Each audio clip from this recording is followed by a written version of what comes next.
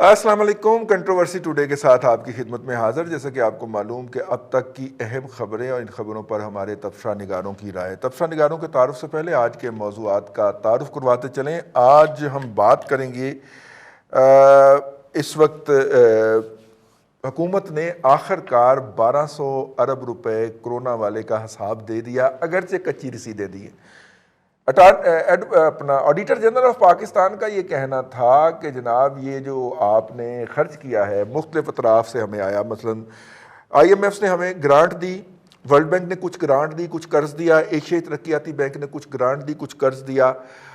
इसके अलावा बहुत सारे अदारे जिनके अंदर चाइना शामिल है, उसने अशिया की सूरत के अंदर हमें ग्रांट दी जो कि हमने बेच खाई, लेकिन इनकी रसीदें नहीं पूरी थी। ऑडिटर जनरल ऑफ पाकिस्तान फटा डाल के बैठ गया था और हुकूमत को कहता था कि वह रिपोर्ट जारी करे, लेकिन हुकूमत ने रिपोर्ट जारी करने की बजाय कल खबर जारी कर दी और बताया कि ये पैसे कहाँ कहाँ खर्च हुए, जिसमें दो हेड्स बड़े कमाल के हैं। 150 अरब रुपए का, बल्कि 150 अरब रुपए से ज़्यादा का पेट्रोल और डीज़ल जो है वो हुकूमत ने कोरोना के दरमियान खर्च कर मारा है। पता नहीं है 150 पौने 200 अरब रुपए, 160 अरब रुपए का पेट्रोल और डीज़ल कौन खा गया। और इसके अलावा 25 अरब रुपए की गंदम भी ख़रीद ली, हालांकि हुकूमत का पौने 300 अरब रुपए का गंदम का ऑपरेशन होता है, तो इधर से 25 अरब रुपया डालने की क्या ज़रूरत थी। खैर, ये बातें हैं जो कि हमारे तबसरा निगार जो है इस पर डिस्कस करेंगे। हिसाब दे दिया उन्होंने, अगरचे रसीदें कच्ची दी हैं, और लोगों को कहते हैं रसीदें कड्डो। दूसरा हम बात करेंगे, आज वाइट हाउस के तर्जुमान ने गुफ्तगू करते हुए इस बात की एक दफ़ा फिर तस्दीक कर दी है कि पाकिस्तान में ड्रोन बेसिस के लिए, ड्रोन जो हैं उनकी जो बेसिस होती हैं वो मुख्तसर होती हैं और उनके अंदर इतना ज़्यादा इंस्टॉलेशन या डेवलपमेंट की ज़रूरत नहीं होती, जबकि जो नॉर्मल जो उनके जेट फाइटर होते हैं, जिसके अंदर F-35 हो गया, जिसके अंदर F-16 हो गया, जिसके अंदर F-18 हो गया, ये जब फाइटर उठते हैं तो उनके लिए फिर पूरा वहाँ पे पैराफर्नेलिया इंस्टॉल करना पड़ता है, स्टाफ रखना पड़ता है, बहुत ज़्यादा लोग होते हैं, जैसे बगराम एयरपोर्ट के ऊपर थे। और इसके साथ साथ ये भी बताते चले, आज गजनी पे कब्ज़ा कर लिया है, गजनी के एक ज़िले के ऊपर, सूबा गजनी के एक ज़िले के ऊपर अफ़गानिस्तान में कब्ज़ा कर लिया है। तालिबान बहुत तेज़ी से काबुल की तरफ बढ़ रहे हैं, लेकिन वाइट हाउस के तर्जुमान ने कहा है कि जनाब पाकिस्तान से ड्रोन बेस के लिए और इंटेलिजेंस शेयरिंग के हवाले से हमारे मुज़ाकरात जारी हैं। अब ये पता नहीं कहाँ पे जाके रुकेगा मामला। हुकूमत पाकिस्तान इसके ऊपर या तो बोलती नहीं है या इसकी सरकारी तौर पे तरदीद करती है, लेकिन तर्जुमान का एक लफ्ज़ मेरे जहन में अड़ गया। उन्होंने कहा सरकारी और निजी सतह पे हमारे मुज़ाकरात जारी हैं। ये निजी सतह कौन सी है, इसके हवाले से हम कुछ टेवा ही लगा सकते हैं जी। वो बहरहाल फिर ज़ेरे बहस आ गया, इस पर मज़ीद बात करेंगे। आज के मेहमानों का आपसे तारुफ करवा दें। आज हमारे साथ लाहौर स्टूडियो में तशरीफ़ रखते हैं मियाँ हबीब साहब। मियाँ हबीब साहब सीनियर जर्नलिस्ट हैं, एडिटर रहे हैं, आजकल कॉलम निगारी करते हैं और आप इनके ख़यालात जो हैं वो पढ़ते हैं। हमें इन्होंने अपने हल्का इरादत में शामिल रखा हुआ है और ये उसके ज़रिए हमें बता देते हैं कि फ़लाँ जगह पे आज इनका कॉलम छप गया है। नहीं, ऐसा बड़ी मेहरबानी। और उनके साथ तशरीफ़ रखते हैं पाकिस्तान टेलीविज़न चैनल के बड़े देर तक चलने वाले प्रोग्राम चौथा स्टून के एंकर और उससे पहले सीनियर सहाफ़ी, हमारे कुलीग हम असर जनाब जवाद फैज़ी साहब। जवाद फैज़ी साहब बड़ी मदारुल महाम शख्सियत हैं, सहाफ़त के साथ साथ जो है ज़राफ़त भी इनका जो है वो एक अहम पहलू है। हर सख्त से सख्त बात जो है वो बड़े लाइट अंदाज में कर देते हैं। और इस्लामाबाद से हमें ज्वाइन करेंगे जनाब मुमताज़ भट्टी साहब। भट्टी साहब सीनियर सहाफ़ी, तजिया निगार, दिन मीडिया ग्रुप के ब्यूरो चीफ इस्लामाबाद में। भट्टी साहब आपसे ही शुरू कर लेते हैं। सर, एक तो ये बताइए कि ये 1200 अरब रुपए की प्रेस रिलीज यानी कि कच्ची रसीदें जारी करनी क्यों पड़ गई। मेरा मतलब है जैसे हुकूमत पहले बैठी हुई थी वैसे बैठी रहती, और ये सर 150 अरब रुपए का पेट्रोल पी गए, 150 अरब रुपए से ज़्यादा पैसे का। अब ये जो हिसाब हमें दिया इसकी रसीदें भी दिखा दें भट्टी साहब। देखिए रिजवान साहब, ये जो आपने ब्रेकअप दिया है, जो वजारत खजाना की तरफ से बाज़ाब्ता जारी कर दिया गया है, इसकी मैं थोड़ा सा पस मंज़र आपको बताता चलूँ कि इससे पहले एक कमेटी का इजलास हुआ जिसमें जो آڈیٹر جنرل ہیں ان سے سوال کیے گئے اور پارلیمنٹیرین کی طرف سے ڈیٹیل مانگی گئی کہ یہ جو آڈٹ ہے اس کی ڈیٹیل ہمیں فراہم کریں، کون سے پیسے کہاں پہ خرچ ہوئے. یہ کرونا کی امداد کی بات ہو رہی ہے جو غیر ملکی امداد آپ کو باہر سے آئی تھی 1200 ارب روپے. تو انہوں نے کہا جی یہ نہیں دے سکتے. لیکن جب پھر اس کے اوپر میڈیا کے اوپر شور مچا اور پریشر بلڈ ہوا تو کل اس کی ایک اجمالی خاکہ جو ہے وہ پیش کر دیا گیا ہے. کوئی اس کی ڈیٹیل نہیں دی گئی ہے. جنرلی ایک فگر جاری کر دی گئی ہے جی 175 ارب ادھر لگ گئے، 171 ارب ادھر لگ گئے، 300 ارب ادھر لگ گئے، پیٹرول کے اوپر اڑا دیا، ثانیہ نشتر کو دے دیا، فلانے کو دے دیا. اچھا چلیں کر دی. اب تو اس کے اوپر چلیں بات ہوتی رہے گی کہ یہ جو کہاں پہ گئے اور کیسے گئے. لیکن بڑی امپورٹنٹ بات یہ ہے کہ پورا میڈیا ٹرائل ہوتا رہا این ڈی ایم اے کا اور گورنمنٹ اس کے اوپر خاموش رہی. اگر آپ کو یاد ہو تو میں پہلے دن سے آپ کو کہہ رہا تھا کہ جو سامنے نظر آ رہی ہیں چیزیں یہ اس طرح سے نہیں ہیں اور یہ ملبہ جان بوجھ کے. اب چونکہ فوج کی ایک بائنڈنگ ہوتی ہے وہ کھل کر معاملات کے اوپر اس طرح سے نہیں بات کرتی ہے جس طرح سے گورنمنٹ کر سکتی ہے، اپوزیشن کر سکتی ہے. تو انہوں نے سارا ملبہ اٹھا کے جو ہے وہ چونکہ این ڈی ایم اے کے چیئرمین جو ہے وہ ایک فوجی جرنیل تھے ان کی طرف ڈالا. اب ذرا ڈیٹیل سن لیں کہ ان کی ڈیٹیل ہے کیا. 25 ارب روپے رضوان رئی صاحب بڑی امپورٹنٹ ہے کہ 25 ارب روپے این ڈی ایم اے کے لیے مختص کیے گئے 1200 ارب روپے میں سے. 1200 ارب روپے میں سے 25 ارب روپے جو ہے وہ این ڈی ایم اے کے لیے مختص کیے گئے. ان 25 ارب روپوں میں سے 7 ارب روپے کراچی پیکج کے لیے مختص کر دیے گئے. این ڈی ایم اے نے ٹوٹل پہلے کرونا کی جو لہر تھی اس کے دوران خرچ کیے 13 ارب روپے. ٹوٹل کتنے خرچ کیے؟ 13 ارب روپے رضوان رئی صاحب. 13 ارب روپے میں جو مریضوں کے اوپر خرچہ ہوا اس میں 250 بستروں کا جو ہاسپٹل ہے اسلام آباد کے اندر کرونا کے لیے مخصوص وہ بنایا گیا. 3 ٹرمینل بنائے گئے پارا چنار میں، تورکھم میں، چمن بارڈر کے اوپر پانی کے ٹرمینل بنائے گئے انہی پیسوں میں سے. اور انہی پیسوں میں سے جو ہے وہ مریضوں کے اوپر جو خرچ ہوا اس کے اوپر سپریم کورٹ نے سوال اٹھایا. اب ذرا اس کی ڈیٹیل سن لیں جو کہ حکومت نے وہاں پہ پرووائڈ نہیں کی. یہ اٹارنی جنرل کا کام تھا سپریم کورٹ کے اندر سو موٹو میں پیش کرنا. تو چیف جسٹس صاحب نے کیلکولیٹ کیا 1200 ارب روپیہ ملا. اچھا جی 1200 ملا، کتنے مریض تھے؟ 1 لاکھ تھے. کیلکولیٹ کریں جی اتنے لاکھ روپے پر مریض جو ہے وہ خرچ ہو گیا ہے اور مریض کو تو ملا ہی کچھ نہیں ہے. ایکچولی جو خرچ ہوا ہے اس وقت مریض کے اوپر وہ 4500 روپیہ تھا. ایک مریض کے اوپر ایکچوئل جو اس وقت فگر خرچ ہوا وہ 4500 روپے تھا. 4.5 لاکھ نہیں تھا رضوان رئی صاحب. لیکن گورنمنٹ نے جان بوجھ کے جو ہے وہ وہاں پہ حقائق چھپائے. اچھا کرتے کرتے اب اس میں سے بہت ساری چیزیں ایسی ہیں مثلا 700 ارب جو کراچی پیکج والا تھا وہ ایک طرف چلا گیا، وہ کہاں پہ خرچ ہوا اس کی ابھی تک تفصیل تو نہیں آئی سامنے. اچھا اس دوران جو 13 ارب روپے تھے رضوان رئی صاحب انفراسٹرکچر ڈیولپمنٹ کے علاوہ اس کی جو پرچیز کی گئی، جو اکوپمنٹ باہر سے پرچیز کیا گیا، ظلم کی انتہا دیکھیں اس ملک کے اندر کہ وہ ایک طویل عرصہ این ڈی ایم اے کے بعد اس میں پڑا رہا گوداموں کے اندر اور وہ ہاسپٹلوں کے اندر انہوں نے پہنچایا ہی نہیں. اور ابھی تک جو ہے اس میں سے مال اٹھا کے پچھلے میں سے جو وینٹیلیٹر ہیں وہ اب موجودہ جو چیئرمین یا لوگ تھے انہوں نے ایکٹیولی اس کو جو ہے وہ وینٹیلیٹر اس میں تھے، اس میں بائی پائپ تھے، اس میں آپ کے بہت سارے اور اکوپمنٹ تھے جو ہاسپٹلز کے اندر استعمال ہوتے تھے. چونکہ اس وقت وہ لہر ختم ہو گئی اب اس کے بعد گورنمنٹ کا یہ کام تھا کہ اس کو ہسپتالوں تک صوبائی حکومتوں اور اس تک پہنچانا تھا، نہیں پہنچایا گیا. اچھا پھر مزے کی بات ہے کہ جس آڈٹ رپورٹ کے اوپر شور مچا ہے یہ آڈٹ کروایا کس نے؟ کیا یہ گورنمنٹ نے کروایا؟ حالانکہ یہ آڈٹ ایگزیمپٹڈ تھا این ڈی ایم اے کی. یہ جو ہنگامی صورتحال تھی پرائم منسٹر نے خود پریس کانفرنس کے اندر اناؤنس کیا تھا کہ اس کے اوپر جو خریداری ہوگی وہ پیپرا رولز اور تمام قسم کے رولز ریلیکس کر کے ہم جہاں سے جو ملا اٹھا لیں گے، خریدیں گے اور اس کو اپنے لوگوں کے اوپر خرچ کریں گے. یہ پرائم منسٹر کی پریس کانفرنس ہے اگر آپ کو یاد ہو. لیکن اس وقت کے chairman N D M A lieutenant general Afzal نے جو ہے وہ خود خط لکھا آڈیٹر جنرل کو، ان کا آئیں جی آڈٹ کریں اور آڈٹ کر کے کم از کم یہ تو بتائیں کہ ہم نے کیا خرچ کیا، کہاں خرچ کیا اور باقی پیسے کدھر گئے.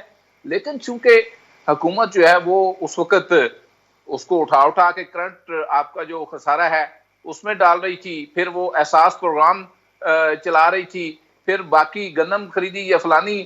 تو یہ سارے چونچلے جو ہیں وہ اس اماؤنٹ کے اندر سے چلتے رہے.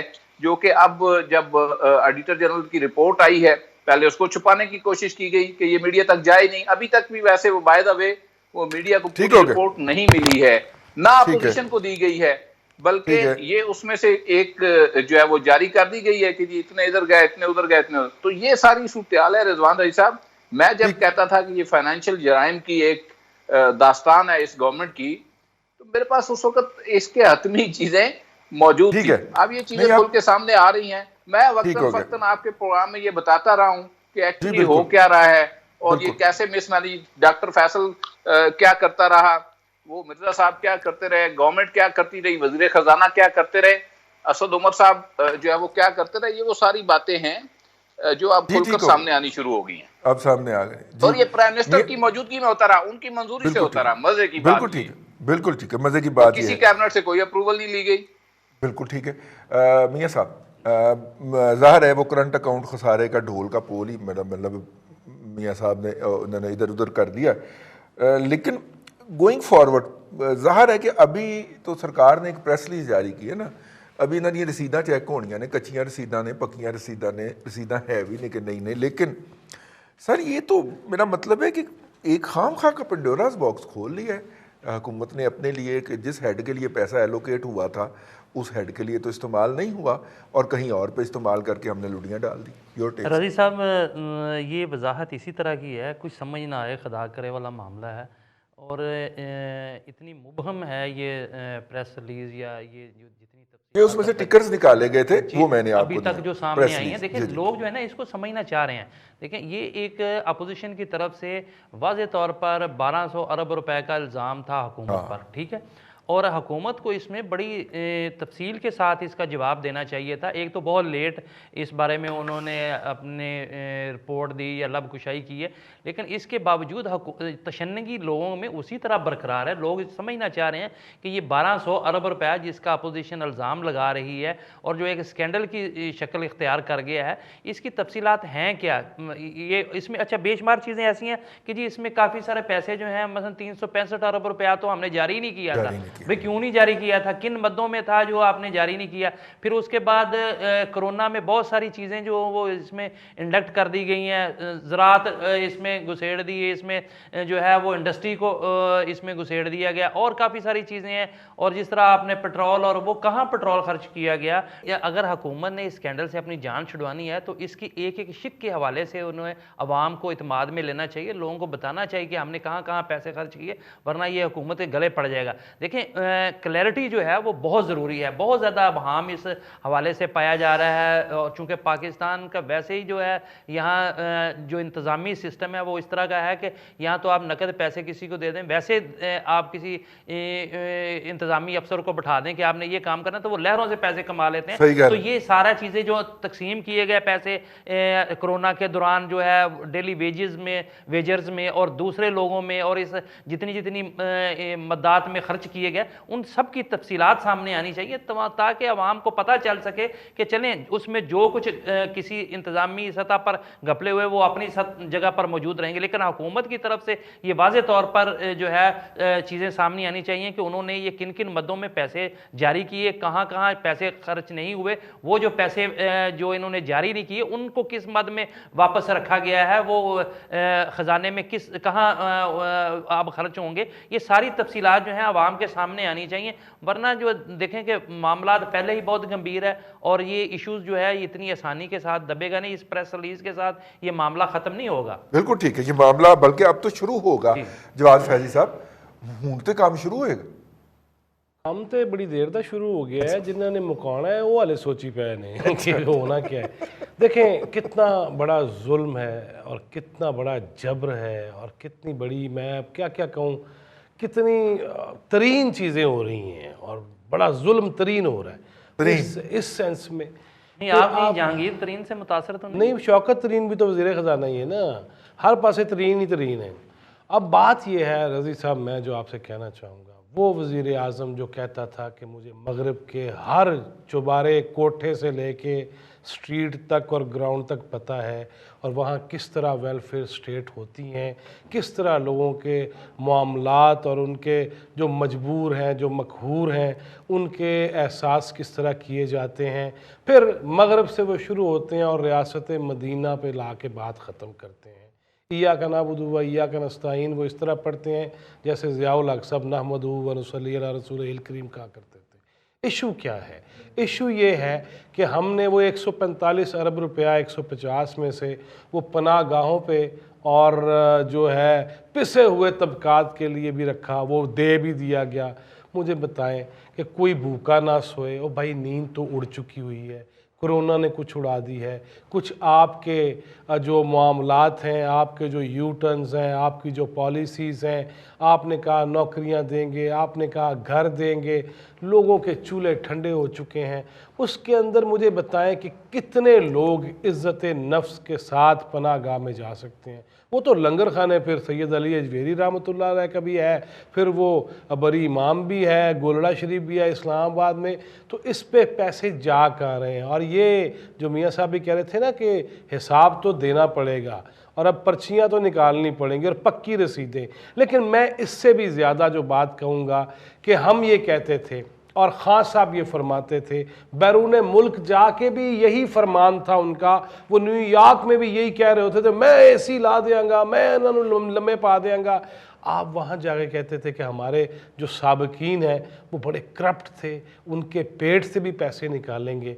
लेकिन जब यही चीज़ें रज़ी साहब बैरून मुल्क जाएंगी, उन डोनर्स तक पहुँचेंगी, उन एसोसिएशंस तक जाएंगी, उन प्लेटफॉर्म्स तक ये बात होगी कि हमने पाकिस्तान को कोरोना के हवाले से, रिलीफ़ के हवाले से जो पैसे दिए थे, जो कैश दिया था, जो कर्ज़े दिए थे, उनका लगाव कहाँ कहाँ पे है और वो कहाँ कहाँ पे हो रहे हैं। मुझे बताएं, इंटरनेशनली आप कहाँ पे खड़े हो जाएंगे और इंटरनेशनली और बैनुल अक़वामी जो इदारे हैं वो मज़ीद थू थू क्यों नहीं करेंगे। और चूँकि वज़ीर आज़म साहब टीवी देखते नहीं हैं और अखबार वो पढ़ते नहीं हैं, उनको बताया जाता वो वही बस वो अपनी चीचीदा छल्ला घुमाते रहते ने और पूरी कौम को घुमाया हुआ उन्होंने। इसमें तो मुझे आइंदा आने वाले दिनों में भी, और फिर मैं ये देखता हूँ कि अपोजिशन भी मुझे उस पर कोई बहुत ज़्यादा संजीदा नज़र नहीं आ रही। और वो भी वो जो इश्यूज़ हैं, जो मेरे आपके इश्यूज़ हैं, कभी पूछा हमसे उन्होंने कि यार तुम इतनी ज़्यादा अच्छी बातें करते थे,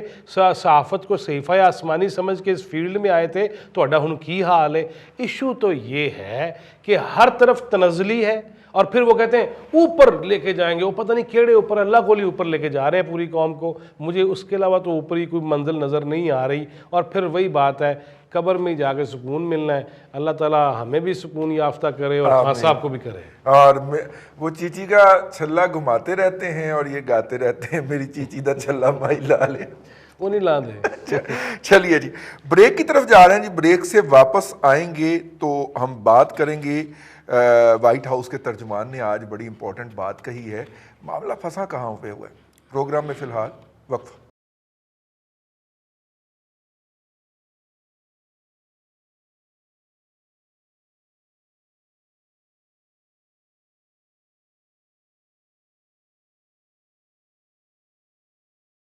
वेलकम बैक। कंट्रोवर्सी टुडे के अंदर एक मरतबा फिर आपको खुश आमदीद कहते हैं। और आज वाइट हाउस के यानी कि रात वाइट हाउस के तर्जुमान ने, गुज़िश्ता रात, ये तो हमारा मिडनाइट पे तो ये प्रोग्राम नशर होता है, वाइट हाउस के तर्जुमान ने ब्रीफिंग दी और उनसे एक सवाल किया गया। उस सवाल की आप जो है वो तस्वीर चलाएं जी, वो पीछे मेरी आवाज़ आती रहेगी।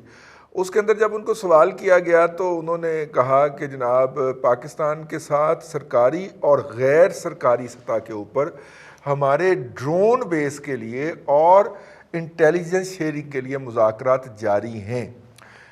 मुमताज़ भट्टी साहब 2 दफ़ा CIA के सरबराह अनअनाउंस्ड पाकिस्तान का दौरा कर चुके हैं। न्यूयॉर्क टाइम ने ये खबर भी छाप दी है और आपको पता है वाशिंगटन पोस्ट और न्यूयॉर्क टाइम जो हैं वो क्या अखबार हैं।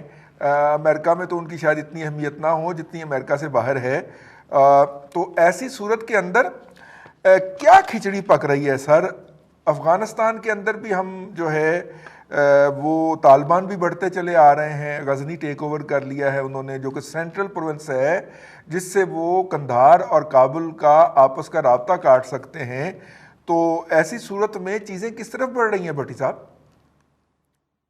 جی رضوان صاحب، بالکل آپ درست کہہ رہے ہیں. وہ صرف راستہ کاٹ نہیں سکتے، انہوں نے سپلائی کاٹی ہوئی ہے. اور آج بدخشاں میں ایک بڑا عوامی پروٹیسٹ ہوا ہے گورنمنٹ کے خلاف، اور وہ جو سرکاری عمارتیں ہیں ان کا گھیراؤ کیا گیا ہے لوگوں کی طرف سے، اس وجہ سے کہ وہاں پہ نہ بجلی کی سپلائی لائن معطل ہے، پانی نہیں مل رہا، پانی کی سپلائی لائن معطل ہے. تو جتنی ان کی سپلائی تھی بدخشاں کی، وہ ساری کی ساری کٹ آف کی گئی ہے، جس کے خلاف آج لوگ جو ہے اب وہ بیسیکلی کابل گورنمنٹ کے خلاف پروٹیسٹ کر رہے ہیں کہ جی آپ یہ ہمیں انشور نہیں کر پا رہے ہیں. دوسری طرف غزنی کے اندر، فاریاب کے اندر، اور 3 ڈسٹرکٹ آج فعال ہوئے. ایک دن کے اندر 3 ڈسٹرکٹ فعال ہوئے ہیں، طالبان نے چھین لیے ہیں. اور وہاں سے اگر آپ دیکھیں وہ فوٹیجز جس میں وہ بھاگتے ہوئے جا رہی ہیں افغان فورسز کے جو اہلکار ہیں، وہ وہاں سے جس طرح پولیس نکل رہی ہے اور وہ ان کو مار نہیں رہے ہیں، نہ ان کو پکڑ رہے ہیں، وہ سرنڈر کر دیتے ہیں، وہ چھوڑ دیتے ہیں. اور کچھ تو ان کے ساتھ شامل ہو جاتے ہیں. ایک پولیس چیف آج ان کے ساتھ نظام الدین جو ہے وہ شامل بھی ہوا ہے. تو یہ وہ ساری صورتحال ہے جس کا وہاں پہ سامنا ہے. اس کے ساتھ ساتھ اب چیزیں پاکستان کے گرد جو ہے وہ بھی گھوم رہی ہیں، اور پولیس چیف کی آمد کا تو اب کنفرم کر دیا گیا، پاکستانی حکام کی یہ CIA چیف کی آمد کا تو کنفرم کر دیا گیا رضوان صاحب پاکستان کی طرف سے. لیکن پاکستان کے جو اتھارٹیز ہیں، بالخصوص جو آپ کی حکومت ہے، وہ اس بات پر بضد ہے کہ جی کوئی بات اڈوں کے حوالے سے، بیسز کے حوالے سے ہوئی نہیں ہے. اب ڈرون کے حوالے سے انہوں نے یہ بات کی ہے، ڈرون پاکستان کی فیسلٹی کو یوز کر سکیں گے نہیں کر سکیں گے. اس کے اوپر گورنمنٹ کی طرف سے ابھی تک کوئی رسپانس نہیں آیا، بلکہ یہاں پہ یوٹیوبروں کی وجہ سے یوٹیوبر لگائے ہوئے ہیں. یوٹیوبر پتہ ہے آپ کو رضوان صاحب، ان کا کام ہے بھیجے کو خراب کرنا، لوگوں کے بھیجوں کے اندر ایسی چیز کو ڈالنا جس کی حقیقت نہیں ہوتی. اور وہ یہ کہہ رہے ہیں کہ جی پرائم منسٹر تو جو ہے وہ ڈٹ گیا ہے اور وہ ان کی کال بھی نہیں لے رہا. حالانکہ بائیڈن نے جب سے وہ آیا ہے وہ اس کو سب نے مبارکباد کی کال کی ہے.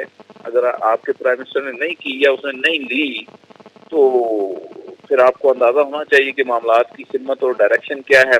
پھر محمد یوسف کو آپ نے بھیجا، وہاں پہ ان کے NSA کو مل کے آیا، نیشنل سیکورٹی ایڈوائزر امریکہ کے، وہ وہاں پہ کیا کر کے آیا ہے، کیا بات چیت ہوئی ہے، یہ پبلک نہیں کی گئی ہے رضوان علی صاحب، لوگوں کے سامنے نہیں رکھی گئی ہے. البتہ مجھے اپنے کچھ ذرائع سے یہ معلوم ہے کہ جب سے وہ مل کے آیا ہے اس کے بعد سے امریکن اس کے گن گا رہے ہیں اور کہہ رہے ہیں کہ یہ تو بڑا اچھا کام کا بندہ ہے. وہ کون سی کام کی باتیں کر کے آیا ہے بھائی؟ پارلیمنٹ کو پتہ چلنا چاہیے، فارن افیئرز کی کمیٹی ہے سینٹ کی، اس کو پتہ چلنا چاہیے، ڈیفنس کمیٹی کو پتہ چلنا چاہیے، عام آدمی کو پتہ چلنا چاہیے کھچڑی کیا پک رہی ہے.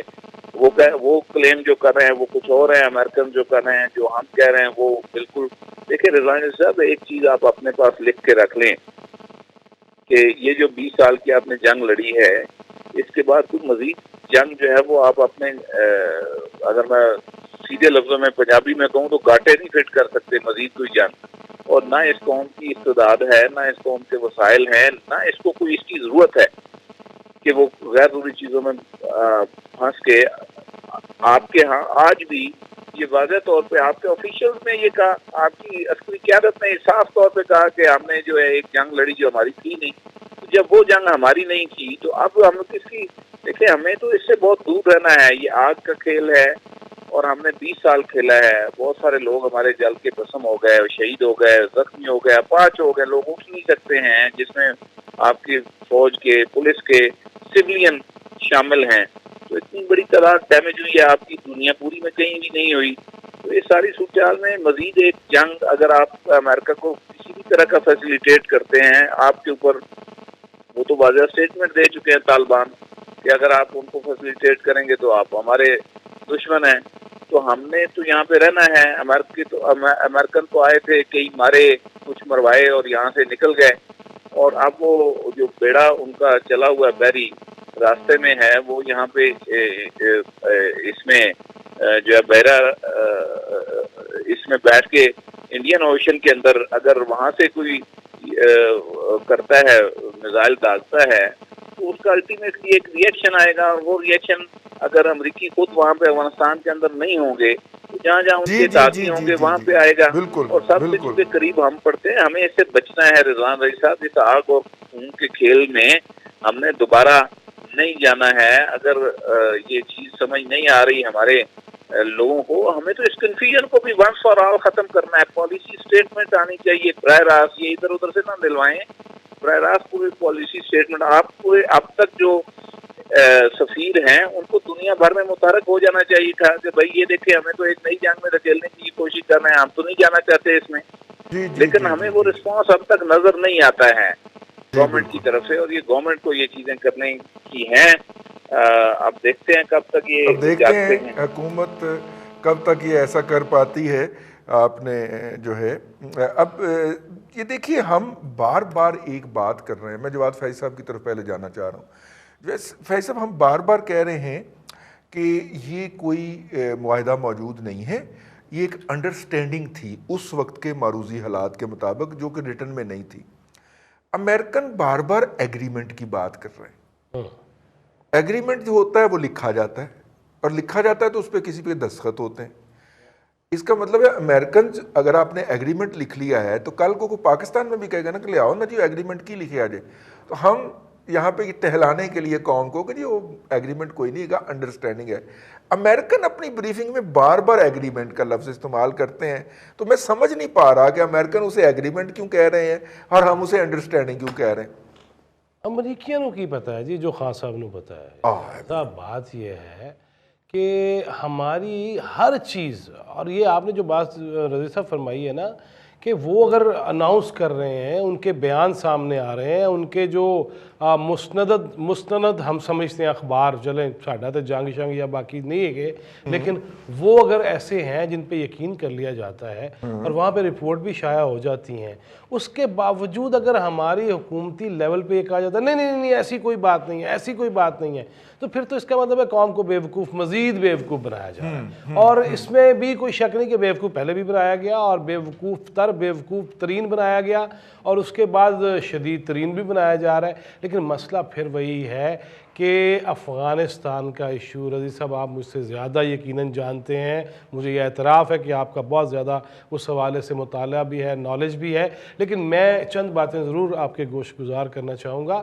وہ یہ ہے کہ امریکہ جا کے بھی نہیں جانا چاہتا, اس کے اگلے مراحل آپ کو بھی علم ہے کہ پھر کیا کیا ہوگا, پھر چین کس طرح انٹر ہو رہا ہے, پھر کیا کیا دیگر چیزیں ہیں, اور اس کے بعد ہندوستان کی مداخلت تخریب کاری کس قدر بڑھ جائے گی وہاں پہ. لیکن ہم ہر حوالے سے, اور وہاں کے راستے پاکستان میں, اور ہر حوالے سے رضی صاحب دیکھیے ہم اس وقت پتہ کیا کر رہے ہیں, اس وقت ہم کر یہ رہے ہیں کہ جی ہم تو غیر جانبدار ہیں, یعنی کہ جو تھوڑے بہت آپ کے دوست ہیں ان کو بھی آپ دشمن بنانے چل پڑے ہیں کہ جی اسی تو غیر جانبدار ہیں. اور اللہ کے بندو, جو دوست نہیں ہیں وہ تو دوست نہیں ہیں, جو دوست ہیں ان کو بھی آپ غیر جانبدار کہہ کے تو وہ بھی کہیں گے ہم بھی پھر غیر جانبدار ہیں, جو مرضی کریں گے. ہم نے یہاں پالیسیز بھی بڑی مبہم رکھی ہیں, ہم نے قوم کو آج تک صحیح طرح بتایا نہیں ہے. ابھی آپ دیکھیے 4 جولائی کو PDM کا سوات میں جلسہ ہے پہلا, اور وہ کیوں رکھا گیا ہے؟ 4 جولائی امریکی افواج کے انخلاء کا معاملہ, اگرچہ ہم کہیں سپتمبر تک ہوگا, یہ تو طے ہے کہ 4 جولائی تک انہوں نے جانا ہے. انہوں نے خود اناؤنس کر دیا کہ 4 جولائی کے بعد کوئی امریکی نہیں ہوگا.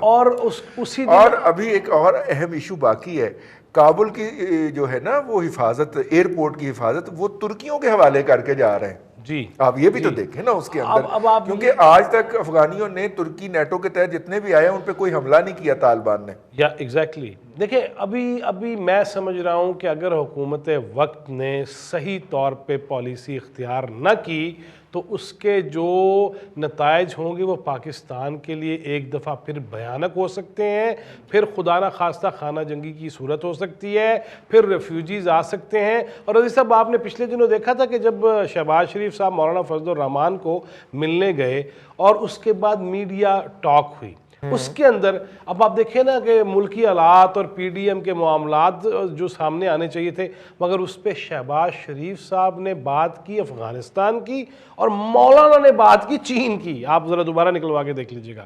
دیٹ مینز کہ آئندہ آنے والے دنوں میں خطے کی ساری صورتحال افغانستان کے حوالے سے ہوگی، اور مولانا جن کا اعتراف کچھ عرصہ پہلے تک کیا جا رہا تھا کہ مولانا اگر آپ اپنے طالبان بھائیوں کو نہ سمجھاتے اور جمہوری پٹری پہ نہ چلتے تو ہمارے لیے مسائل سنبھالنے مشکل ہو جاتے. لہٰذا آئندہ مستقبل میں بھی آپ دیکھیے گا یہ ضرورت رہے گی. اور خان صاحب اسی لیے پریشان ہیں، خان صاحب اسی لیے وہ جو ہیں وہ مضطرب ہیں کہ بنے گا کہ میرے نال کو کوئی گل کرے گا کہ نہیں کرے گا، اور مجھے نہیں لگتا خان صاحب سے کسی کی بات ہونے دی جائے گی، بلکہ ابھی تک نہیں ہوئی. اور یہی ٹریجڈی ہے کہ جو پارلیمنٹ کی نمائندگی کرتے ہیں، بھلے آپ ان سے اختلاف بھی کریں، لیکن وہ اسی پورے سین میں کوئی ریلیونسی نہیں نکل رہی ان کی، مطلب ان سے کوئی پوچھ ہی نہیں رہا. کل جو ہے غیر سرکاری مگر سرکاری ٹی وی جو ہے اس کے اوپر خبر چلوائی گئی کہ پرائم منسٹر کو آفر کی گئی ہے کہ وہ جو بائیڈن کے نمبر 2 کاملا ہیرس یا ان کے وزیر خارجہ سے بات کر لیں، تو انہوں نے انکار کر دیا. سارے نہ چولا نو یہ نہیں پتا کہ بستی والی گل ہے اپنا میاں صاحب، سانو پتا نہیں ہے ساری بےزتی ہوئی ہے، تو وہ اسی ملا رہے ہیں کہ پرائم منسٹر ڈٹ گئے. وہی بےزتی والی گل ہے. رضی صاحب مجھے تو اس بارے میں علم نہیں ہے کہ اس میں بےزتی ہوئی ہے یا بےزتی ہونے جا رہی تھی تو بچ گئی ہے. بہرحال اصل بات یہ ہے کہ دیکھیں پاکستان کو ایک نئے طرح سے پھنسانے کی کوشش کی جا رہی ہے، اور جو میں محسوس کرتا ہوں، جو میرا تجزیہ ہے کہ یہ ایک دفعہ پہلے بھی وائٹ ہاؤس کی طرف سے یہ بیان آیا تھا کہ پاکستان نے اڈے دے دیے ہیں، ٹھیک ہے، جس کا حکومت نے بڑے زور نہیں، وہ پینٹاگون کی طرف سے ہاں، تو حکومت نے بڑے زور و شور سے اس کی تردید کی اور آج تک اس پہ ڈٹے ہوئے ہیں کہ نہیں ہم نے کوئی. ایک تو دیکھیں کہ پاکستان نے بڑی مشکل سے پاکستان کے اندر سے جو اڈے واپس لے کر جان چھڑوائی ہے، اور اگر پاکستان ایسی کوئی دوبارہ غلطی کرے گا تو بہت سنگین خمیازہ اس کا بھگتنا پڑے گا، ہم کسی اور معاملات میں پھنس جائیں گے. یہ بہت گولڈن چانس ہے پاکستان کے کہ پاکستان ڈٹ جائے، اکڑ جائے، کیونکہ اگر ایسا کوئی معاملہ ہوتا ہے تو پھر ہم پھر ایک فریق بن جائیں گے اور پھر جنگ جو ہے وہ ہم اپنے گلے میں ڈال لیں گے. تو زیادہ بہتر ہے کہ اگر ہم پر کوئی اس قسم کا دباؤ آتا ہے تو حکومت کے پاس بہترین فورم ہے کہ جی ہم اپنی پارلیمنٹ میں بات کریں گے اس پر، اور پارلیمنٹ جو فیصلہ کرے گی ہم وہ فیصلہ کریں گے. اور میرا نہیں خیال کہ اب امریکہ کی وہ والی پوزیشن ہے کہ وہ ہماری اینٹ سے اینٹ بجا دے گا. اب تو وہ خود دم دبا کر جو ہے یہاں سے بھاگنے کی کوشش کر رہا ہے. اور میں سمجھتا ہوں کہ افغانستان جو ہے وہ 3 سپر پاورز کا جو ہے وہ قبرستان بن چکا ہے. انہوں نے برطانیہ کو شکست دی، ان کے وہاں پاؤنڈ ٹکنے دیے، انہوں نے روس کو شکست دی، اور اب جو ہے انہوں نے امریکہ کو شکست دی ہے. تو ایسی صورتحال میں ان کا بھی مورال جو ہے وہ بہت زیادہ ہائی ہے. البتہ امریکہ کی پوری کوشش ہے کہ افغانستان میں کوئی بہت خوفناک قسم کی جنگ ہو جس کی طرف بلکہ وہ بڑھ رہے ہیں. طالبان جو ہے وہ بہت مورال کے ساتھ آگے بڑھ رہے ہیں. ان کی جو حکومت ہے سو کال جہاں جس قسم کی بھی جتنے بھی علاقے میں ان کا اثر و رسوخ ہے، انہوں نے ایک باقاعدہ فوج تیار کری جس کا بجٹ بھی امریکہ دیتا ہے. تو وہ فوج اور جو ہے وہ طالبان یہ آپس میں لڑیں گے. خدشہ یہ ہے کہ یہ ریفیوجیز جو ہیں وہ دوبارہ پاکستان کی طرف رخ نہ کر لیں. تو میرا خیال ہے کہ پاکستان نے بہت حد تک جو ہے افغان بارڈر کو کور کر لیا ہوا ہے. ہمیں اپنی اس حوالے سے اسٹریٹجی اپنانی چاہیے. ہمیں دیکھنا چاہیے کہ ہم آگے چل کر طالبان کے حوالے سے اور افغانستان کے معاملات کے حوالے سے کیا کردار ادا کر سکتے ہیں. لیکن امریکہ کے یہاں اب جو ہے نا دیکھیں، نہ تو وہ ایران میں کوئی اڈا قائم کر سکتے، نہ پاکستان میں کر سکتے، نہ تاجکستان میں، نہ ازبکستان میں کر سکتے ہیں. تو وہ ایک ادھر تو ہے میرے خیال تاجکستان میں، شاید تاجکستان میں ہوگا، میرے علم میں نہیں ہے. لیکن کوئی اس طریقے سے جس طریقے سے پاکستان میں فعال اڈے ان کے ماضی میں رہے ہیں اس طریقے کا میرا نہیں خیال کہ وہاں کوئی ایسا ہے. لیکن بہرحال ان کی جائے پناہ جو ہے وہ سمندر ہے یا پھر وہ جو ہے انڈیا ہے. تو ایسے حالات میں اب دیکھیں، اب جتنی گیم ہے نا وہ لوکل یہاں کے ملک جو ہیں ان کے ہاتھوں میں آ رہی ہے. مثلا آگے چل کے چین مجھے بڑا اہم سرگرم افغانستان میں لگا. وہ انویسٹمنٹ کرنے کے لیے تیار ہے، وہاں وہاں امن کے لیے, اور وہ پاکستان کے ساتھ مل کر جو ہے وہ وہاں امن پر سرمایہ کاری کرنا چاہتا ہے. تو اگر ایسی صورتحال کوئی بن جاتی ہے, وہاں ایک اسٹرینتھن گورنمنٹ بن جاتی ہے, تو وہ پاکستان کے حوالے سے بھی بڑی اہم ہوگی اور وہ اس خطے کے حوالے سے بھی بڑی اہم ہوگی. تو لہٰذا ہمیں بڑی سوچ سمجھ کر فیصلے کرنے کی ضرورت ہے.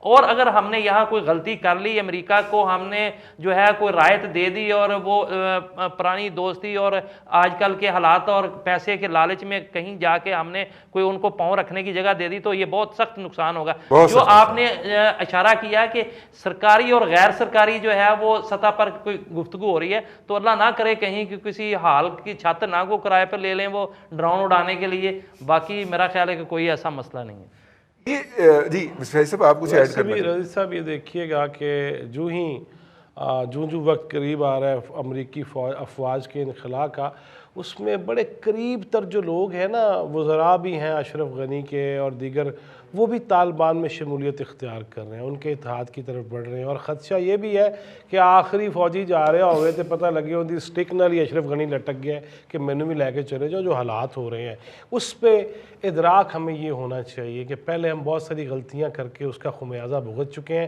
میں بار بار ایک لفظ دہرا رہا ہوں کہ یہ نہ ہو کہ جو تھوڑے بہت بھی مذہبی طور پہ یا عقیدتاً کچھ لوگ اگر پاکستان کو سلوٹ کر رہے ہیں تو ہم ان کے خلاف ایسی پالیسی اختیار کر لیں کہ ان کے توپوں کے رخ بھی جو ہے وہ ہماری طرف ہو جائے. حالانکہ ان کی توپوں کے رخ جو ہے وہ انڈیا کی طرف ہونے چاہیے. ہمیں اس پہ سوچنا چاہیے, بالکل سوچنا چاہیے. لیکن اپنا فیضی صاحب, جو میں نے بات پچھلی دفعہ آپ کی گفتگو میں آپ کو بتائی تھی کہ کابل حکومت کی حفاظت کا جو ذمہ داری دی گئی ہے وہ نیٹو کے اندر شامل ہے نا, ترکی, اس کی افواج کو دی گئی ہے. 3000 میرا خیال فوجی اس کی حفاظت کے لیے وہاں پہ رہیں گے. اب نیٹو کے ممبر کے طور پہ ترکی وہاں پہ رہا ہے اور ترکی نے وہاں پہ ڈیولپمنٹ کے بہت کام کیے.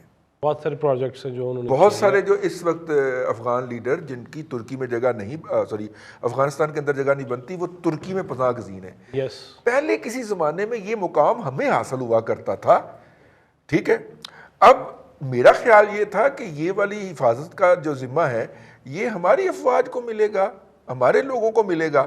مطلب ہم صرف لانتیں وصول کرنے کے لیے سارے منصوبے نہیں, وہ جو جنہوں نے کرنی تھی نا وہ آج کل سعودی عرب میں ہیں جنہوں نے حفاظت کرنی تھی. ایک بات تو یہ ہے. دوسری میں رضی صاحب ایک بات اور بھی اگر اجازت دیں تو میں ایک بات جملہ کہوں, وہ یہ ہے کہ چند اسلام آباد میں بھی چند ایسی شخصیات ہیں جن کا سامنے نہیں لایا جا رہا ہے, یا جو بغاوت پہ مبنی ان کے فرمودات کو قرار دے دیا جاتا ہے. بہت سارے علماء ایسے بیٹھے ہیں جو امارت اسلامیہ العالمیہ کے قائل ہیں اور جو یہ چاہتے ہیں کہ پوری دنیا میں یا اسلامی ممالک میں, اور اس میں وہ دیکھ رہے ہیں کہ افغانستان سے جو تحریک چلے گی امارت اسلامیہ کی, وہ پاکستان سے ہوتے ہوئے ادھر ادھر نکل کے تو سعودی عرب تک جائے گی.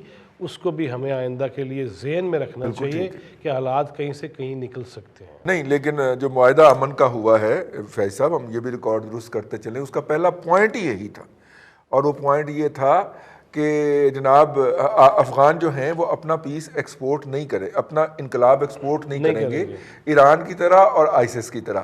اور انہوں نے اس پہ ایگری کیا تھا, تو اس کے بعد مذاکرات کا آغاز ہوا تھا. دیکھیں نا, اگر یہ کہا جا رہا ہے وہ کہہ رہے ہیں ایگریمنٹ ہے, ایسی کہنے ہیں ایگریمنٹ نہیں ہے, یہاں کوئی قرآن حدیث تھوڑی ہوتا ہے. ٹھیک ہے, ٹھیک ہے.